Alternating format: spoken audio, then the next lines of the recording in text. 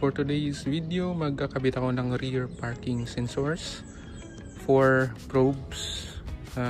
Is it dyan, banda, dyan, and then last dito. Ito yung nabili kong set sa Shopee. Nasa around 300 plus lang siya. So meron na siyang kasamang 4 na sensors or probe. Ito yung monitor. Tapos meron na siyang alarm. Ito yung module, parking sensor module. May kasama na din siyang pambutas.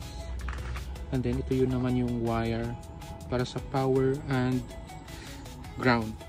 So itatap lang natin siya dito banda sa reverse na light na wiring para sa power, and then the rest will be ground na.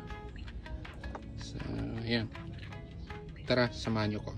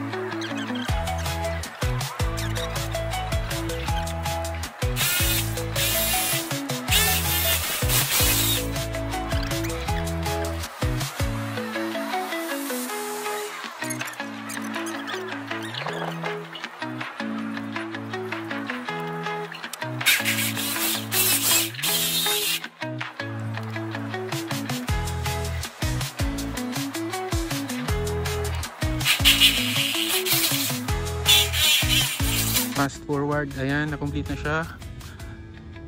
Ayan, 1, 2, 3, 4. Yung wiring niya, pinadaan ilalim sa carpet. So dito, pinadaan siya dyan para sa dalawa dito. And then yung dalawa naman, pinadaan din dito. Tapos connected sila lahat dito. Tapos yung parking module, sensor module, nandito sa likod.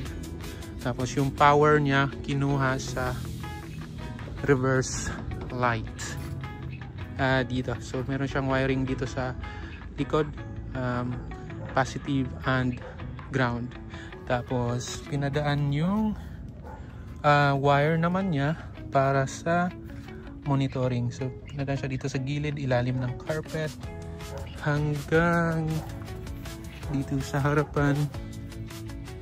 Ayan, tapos pinadaan sa ilalim ng dashboard, and ito yung monitoring niya sa test natin if it works. Ayan, so naka-on siya. Ayan. So tingnan natin kung tutunog. Ayan.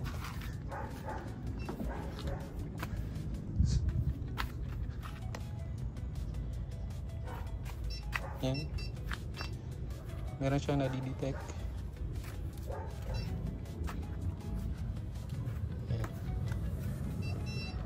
Ayan. Okay.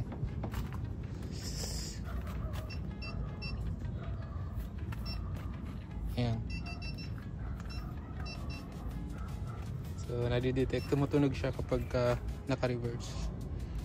So, hindi siya ganun ka-sensitive compared sa ini-expect kong sensitivity. Maybe mumurahin lang siya kasi sa Shopee ko lang siya nabili and hindi siya branded.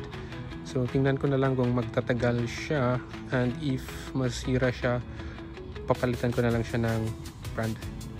So yun lang guys, thank you for watching and see you around. Peace.